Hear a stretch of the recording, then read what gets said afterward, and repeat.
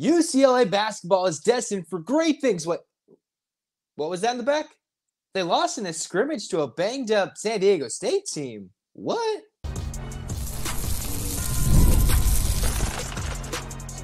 You are Locked On UCLA, your daily podcast on the UCLA Bruins. Part of the Locked On Podcast Network, your team every day. Welcome, everybody, to this edition of the Locked On UCLA Podcast. I'm your host, Zach Anderson-Yoxsimer, and this episode is brought to you by Game Time. Download the Game Time app, create an account, and use the code LOCKEDONCollege for $20 off your first purchase. Thanks for making the short session listen every day. Download, like, comment, subscribe. Thanks for your support. Where we get started today. All right, some of the big things that we're excited for is the basketball season, both the UCLA men and the women. I think we saw photos that the women were scrimmaging Utah, their former Pac-12 rival, and UCLA, as was announced earlier, they were taking on San Diego State in what's supposed to be a closed-door scrimmage, somewhat, right? Until I was reading the report by the San Diego Union-Tribune, and they had a report about the UCLA San Diego State game, all right? And what was the report? That the mighty, mighty Bruins and all their transfer power, they lost to San Diego State, 72-67, all right?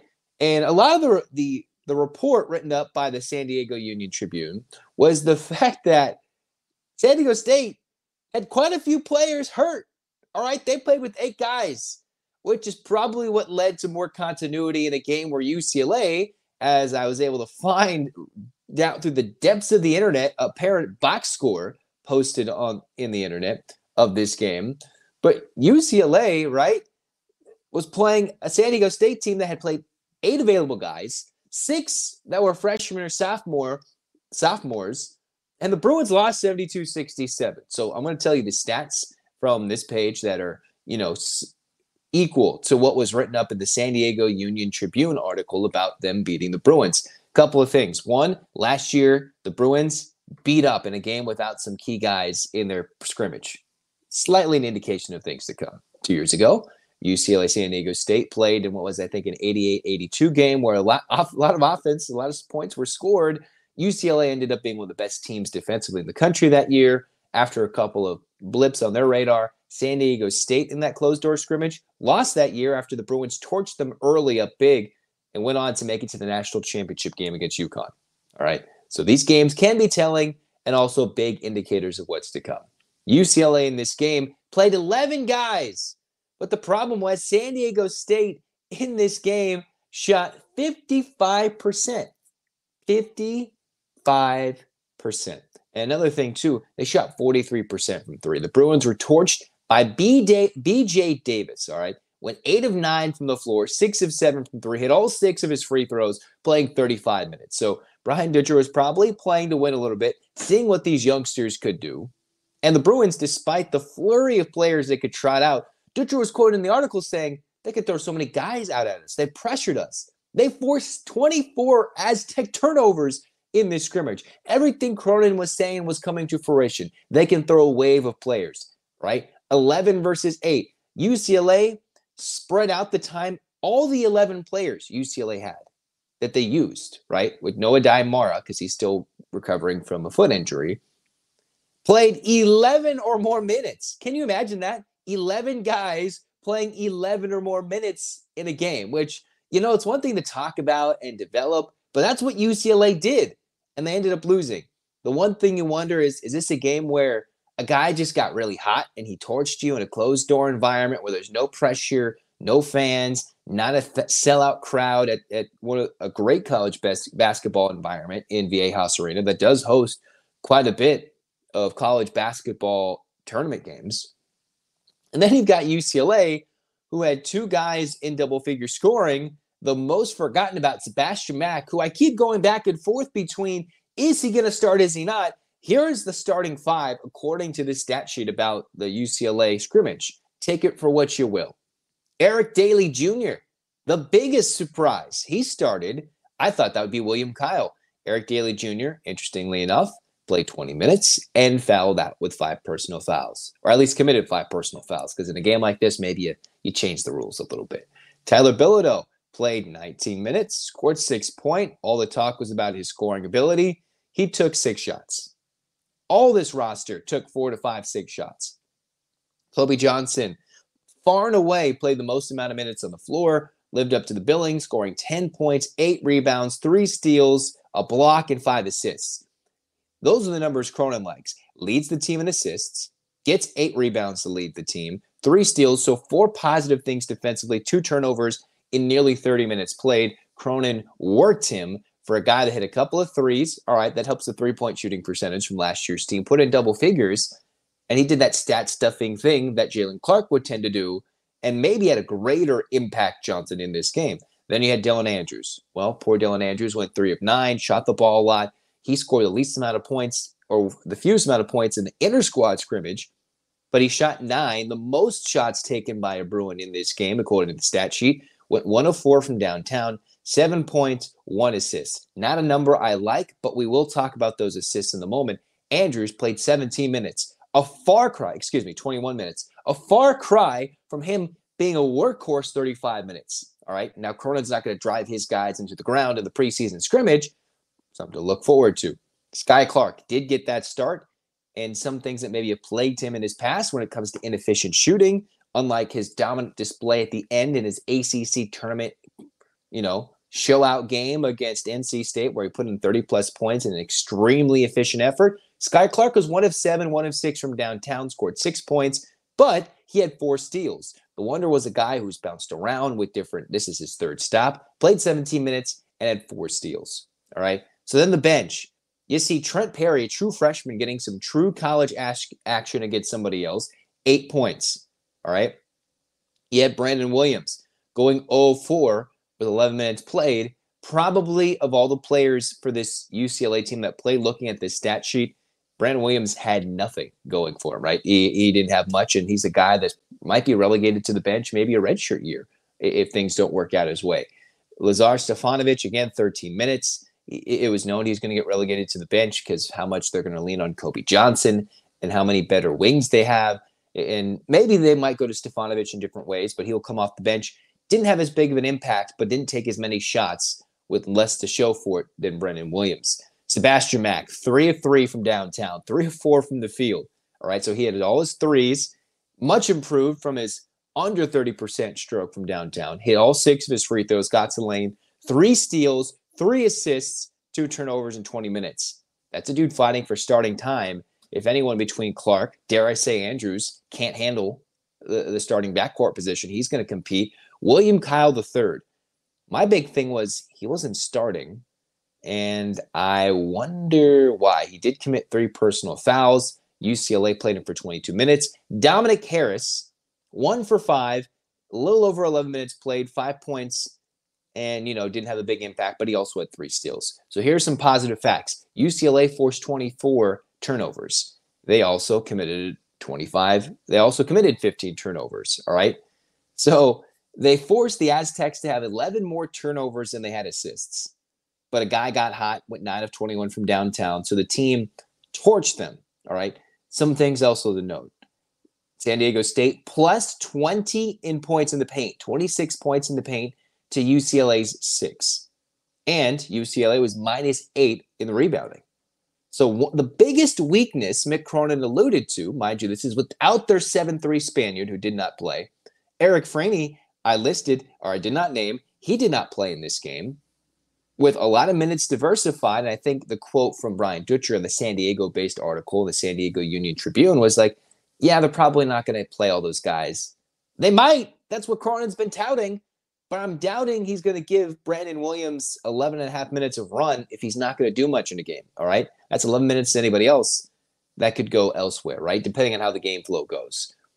As much as it might seem doom and gloom, here are some positives, right? Despite being minus 20 in the paint, second chance points, the Bruins, plus 6. The bench torched the Aztecs, basically plus 19. So the depth is there. UCLA led this game at the break. Also, another thing, UCLA led this game for 31 minutes, all right? I think one of the biggest thing is, yeah, things can go wonky, but UCLA led this game for the majority. San Diego State only led this game by 5, and that's what the final score ended up being, 72-67. a 5-point game. But some of those shots, I'm not sure if Andrews is going to shoot 9 shots. Mack was a standout. Kobe Johnson was a stat stuffer. But a poor game, it looks like, from Andrews. Maybe reasons why Brandon Williams might not get time. And I think an interesting starting lineup based on Daly Jr. supposedly in the starting lineup over William Kyle in this iteration of the starting lineup. But the Bruins led this game for a lot. And one more thing. Where did UCLA score if they couldn't get it in the paint?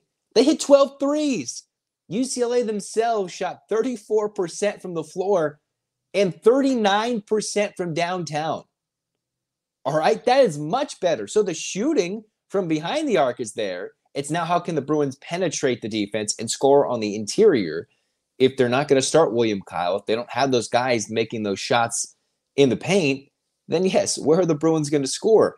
UCLA hit 12 threes in this game, all right? They didn't have a single game last year where they hit 12 threes, all right? And that might not necessarily be the case every game for the Bruins, because that was still a banged-up San Diego State squad, so I'm frustrated and confused. But the Bruins played defense. They scrapped and clawed. One of the Aztec guys got really hot, like best day of your life hot. 8 of 9, unlike last year where UCLA let guys go off like Anton Watson, who was good, but he didn't miss a single shot, basically, from Gonzaga against UCLA in the Maui Invitational. I just wonder where they're going to go from here, right? I guess Cronin, he won't go 11 deep. He certainly can go 9 deep, and the pressure UCLA has defensively is good, as showcased by the amount of turnovers they forced. But the Bruins only had a +6 margin when it came to points off turnovers, 21-15. So they coughed up the ball. They didn't shoot well. And according to the San Diego State head coach, UCLA just didn't get in the rhythm offensively, but they had a bunch of dudes that could stroke it from 3, literally. All right. The second part was more my part based off the numbers and comparing what the article says. But man, the free throws were even. Both teams went 15 of 19 or 15 of 20. So that wasn't a big hamper in the scoreboard. It was as equal as it gets. Final Four worthy. A little but all the positives were there, and the weakness is a glaring weakness, the points in the paint, and that's how UCLA got torched. That is something we got to look forward to going in the first month of the season where the Bruins won't get challenged. And one more note, because it does say Nick Kamenia, UCLA's top 25 target, maybe their only top 25 target left, is going to decide between UCLA, Gonzaga, and Duke. And Duke just got the Boozer twins. Gonzaga, I think he would have probably committed there already. So prepare, October 22nd, Kamenia is going to commit live, and we'll talk about it, react to it, basketball-wise. Next, though, we got to give our grades and reactions to UCLA football win over Rutgers. We'll talk about that next on Locked On UCLA.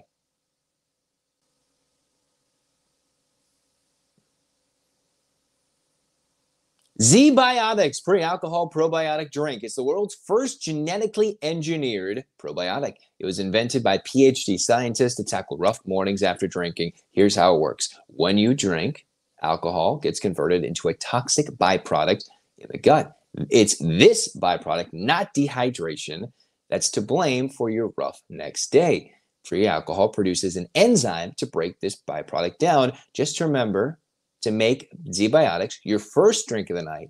Drink responsibly, and you'll feel your best tomorrow. Step 1, this is how you use it. Drink pre-alcohol for best results. Make pre-alcohol your first drink of the night.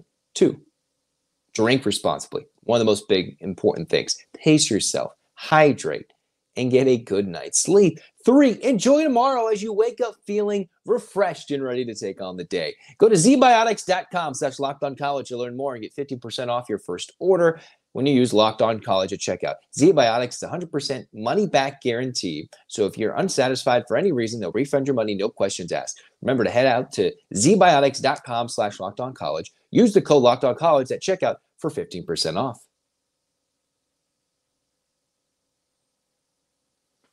Oh, glorious day.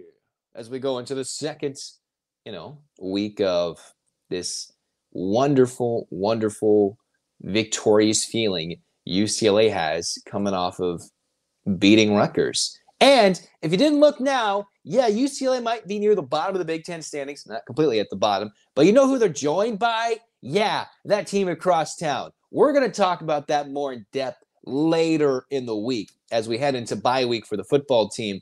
But let's get back down to our normal Monday routine, grading and reacting once again to the UCLA numbers, UCLA performance against Rutgers. Remember, Rutgers was 4-2 heading into this game.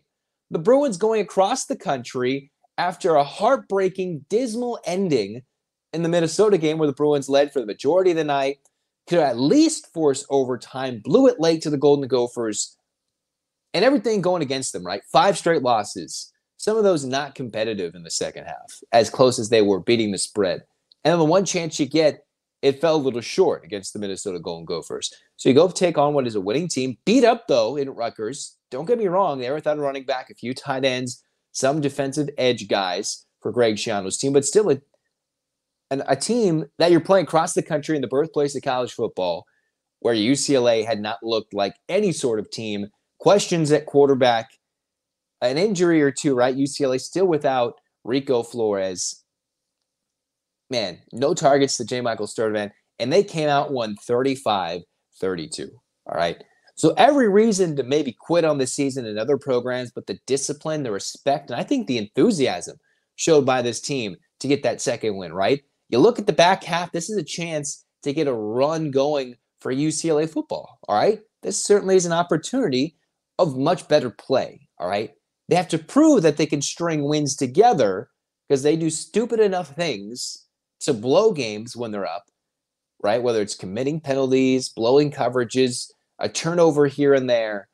But UCLA has a chance to play much better or look much better against these next few opponents down the stretch after their second and final bye of the year. And most importantly, no more faraway road trips, all right? Nebraska, that's like a 2-hour drive compared to where UCLA's gone this year. Not saying anything about the quality of the opponent at this point. I'm just saying from sheer flying to Nebraska, which certainly isn't like an hour, but after going to New Jersey, going to Louisiana, going to Hawaii, man, right? That is Penn State, all right? Goodness. All those road trips, Nebraska is going to feel like a hop, skip, and a jump away. So no more, and yes, Seattle's not exactly the closest trip, but that's fairly close for all their Big Ten, or new Big Ten rivals on the West Coast. Good. So now the Bruins, let's look at this. Offensively, nearly 500 yards. Running the football, UCLA surpassed 100 yards rushing for the first time this season. You look at the final box score and you say, Zach, you're an idiot. What are you talking about? Well, UCLA had to kneel down the last few plays, so they actually lost the 100 yards rushing that you get because when Garbers gets the ball, takes a knee, it's actually like 3 yards back. So they lost like 6 yards rushing on the last couple of plays. So UCLA surpassed 100 yards rushing for the first time in this season. They were doing really good. They ran the football. And what I liked about it, UCLA 24 first downs. One of the worst offenses at converting third downs, did it at a better than 50% clip. The biggest ballsy call of the season so far, Deshaun Foster in a tight game when I thought he on the replay had a first down regardless, right? I think it was Titus Mokia-Atamalala. Welcome back officially. UCLA on 4th and 1 from their own 20-yard line, basically. Their own 20. Go for it and get it against one of the worst teams in the country running the football. And yes, while UCLA didn't put up 150 yards on the ground, it was Ethan Garbers who silenced those critics with an 84 completion percentage. He had 4 touchdowns and over 380 yards in the air, 32 of 38. All right. So he did what he needed to do. All right. Did much better, I think, than the Rutgers quarterback, who I thought had a fine day. He just, Garbers stole the show. The highlight reel touchdown run, the guys blocking down the field and giving windows for Garbers to run. Porous Rutgers pass rush that was depleted enough to keep Garbers in the pocket with enough time to move around, find the right guy, hit the angle routes to the running backs, find the Keegan Jones on the sideline and see how he can burst down for a 67-yard touchdown catch and run. The offense, for the first time all season, you're going to barf. You're not going to barf. You're going to enjoy this. But if you think about this last week, almost would have barfed in our mouth. Like, there's no way. An A performance. Garber's question, yes, I know people are like, he sucked every game, multiple games. Well, think about who they're playing. You got Oregon, who's number 1 in the country. You've got Penn State, who's up there in the top 5. Indiana's 7-0. None of those teams have lost. And yes, Garber's only played 2 of them, but yeah, okay. Then you got LSU, who's pushing top 10 even further up. I haven't looked at the poll this week again. That was 4 straight teams that are not just top 10, 25 good, not just one loss combined between those teams good. They're like all top 10 teams good. Like they all might make the CFP. All right? Like that's legitimate. Like the toughest schedule in the country belongs to UCLA. And for the Bruins to get their wins, they had to go to Hawaii. Yes, not good, but still a far road trip to start the year on a hot, muggy afternoon. And then go across the country for a 9 a.m. body start time, Pacific time for a noon kick in Rutgers, who still had a winning record and one of the best running backs in the Big Ten. All right?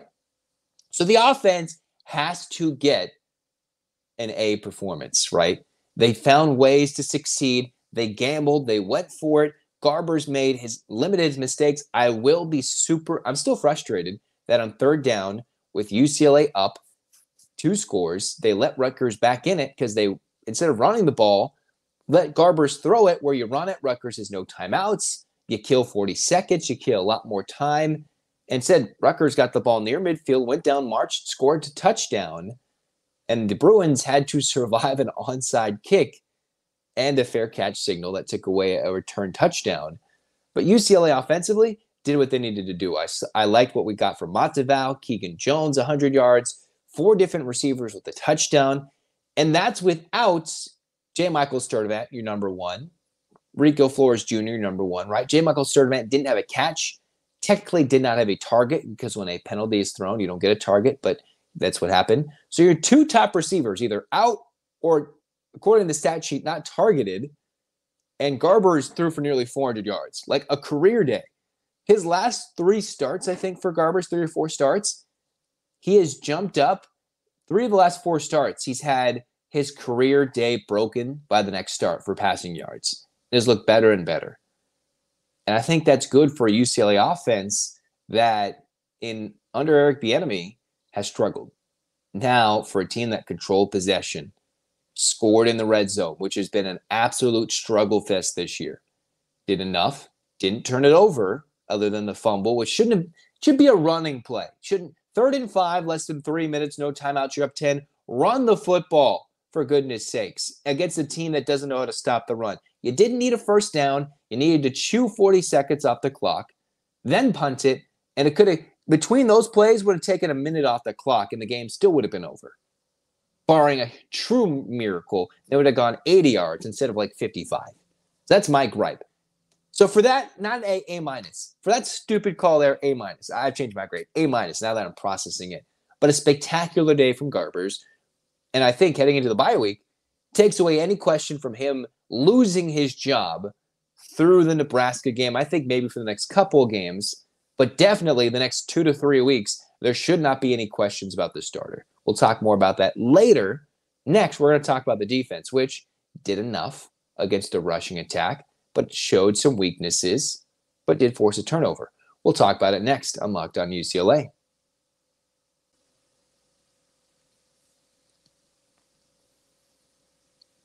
All right.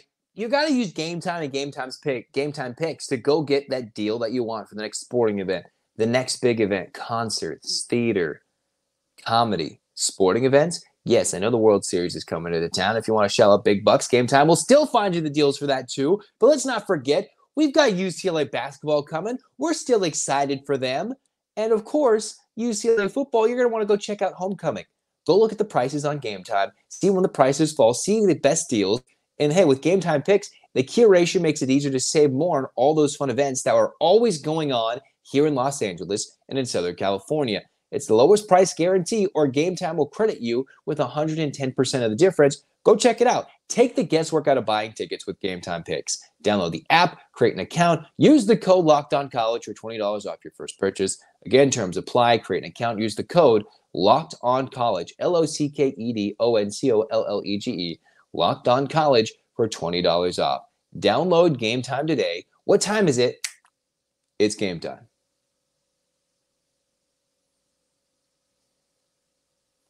All right, cruising on into the final segment of the Locked On UCLA podcast. Once again, reacting, grading what the football team did here to finish things off, heading into the bye week in the college football season in 2024. If you didn't know, if you've forgotten, it is built in this year and in 2025, that there are 2 bye weeks based on when the season starts in Labor Day, 2 regular season bye weeks, which is prior to all the conference championships, prior to everything in conference realignment for the early 2010s. UCLA would always play USC like in December, right? So there would always be 2 or 3 built-in buys anyway for guys who were then amateur status, get easier, do more studies, get a break off, right? Now, this year, next year, they do get 2 weeks off, and the Bruins need it with all the travel they've done to recover from a Hawaii trip, to recover from this. And funny enough, UCLA has won both their games right before their bye. Normally, you look at a coach's record after a bye, but for some reason, UCLA before the bye is 2-0. Make it make sense, all right? Maybe that's bad for momentum. Maybe that's good. I don't know. Because remember last time UCLA came off a bye, they dropped the football against Indiana. It looked like a team that was the bad news Bruins, all right? But again, Indiana looked like we didn't realize they were a top 10 team and might literally be making the CFP this year as an underdog, Cinderella darling, all right? Who knows? Let's get back to this one. 35-32, the final. UCLA tried to make it interesting. They did their best to blow the lead. And then when UCLA fumbled up 10, when they're up 35-25, it allowed Rutgers back in it a little bit to have a last-second shot at it. Gave up a touchdown. In this game, UCLA defensively still gave up 400 yards. They gave up 287 yards passing to Ethan Kaliakmanis. Try saying that 10 times fast. I don't think you can. It was Ethan and Nathan. All right? Those are the 2 quarterbacks. But Kaliakmanis, who completed 60% of his passes, a quarterback rating much lower than Ethan Garber's. Still, I thought made some nice throws.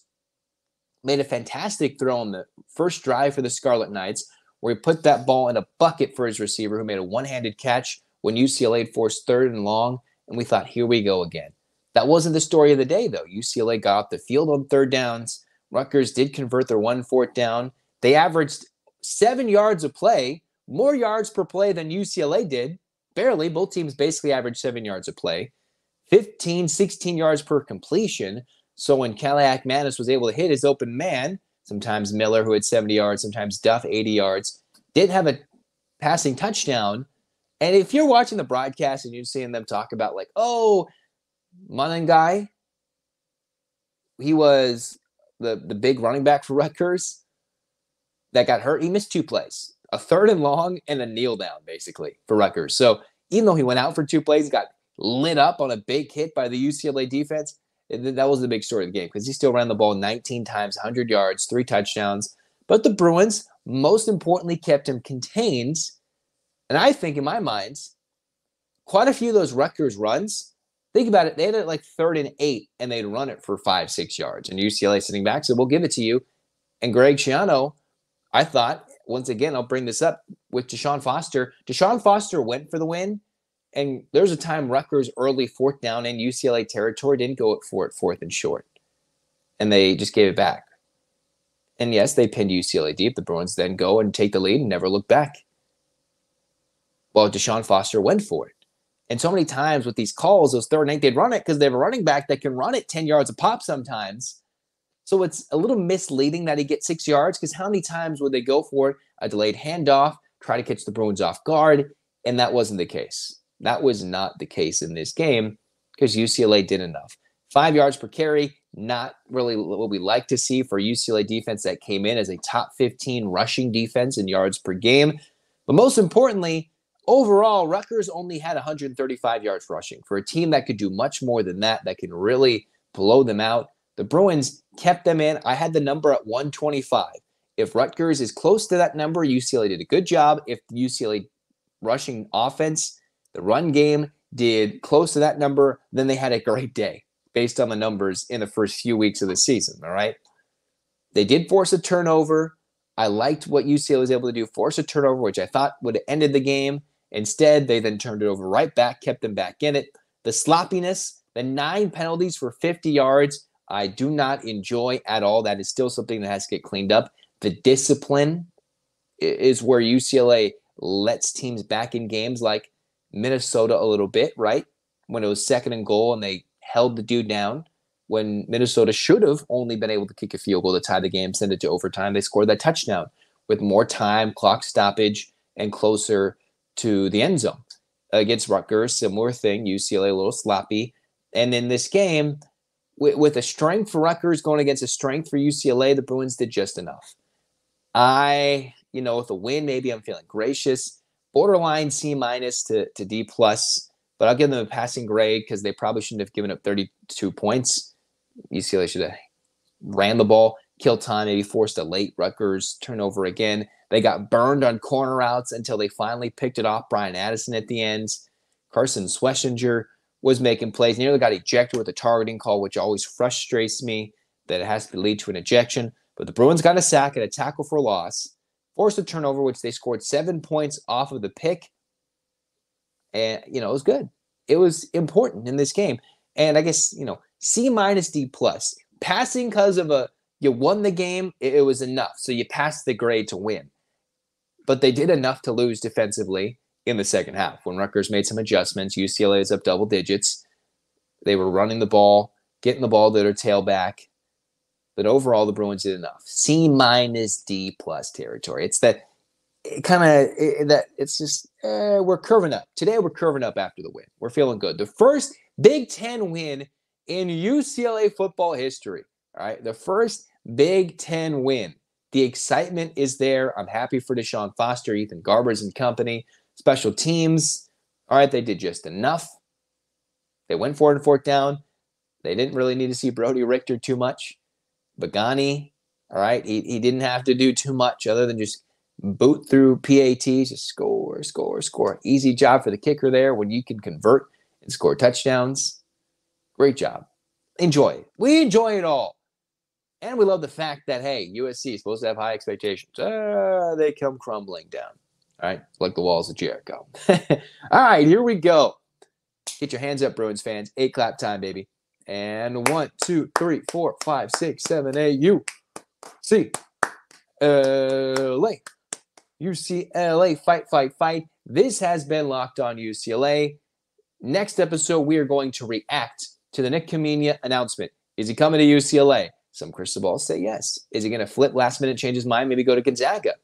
Maybe he joins the Boozer twins in Duke. Unlikely, but still possible. We'll talk about that all in Locked On UCLA. Did Mick Cronin get his man? And what does that say for the future of the 25 Bruins and beyond with this year's team and next with what Cronin's expecting back? All right, talk about that and more here on Locked On UCLA during the bye week. Stay tuned, like, comment, subscribe, download the episodes. Thank you for your support. This has been Locked On UCLA. Zach signing off. Go Bruins.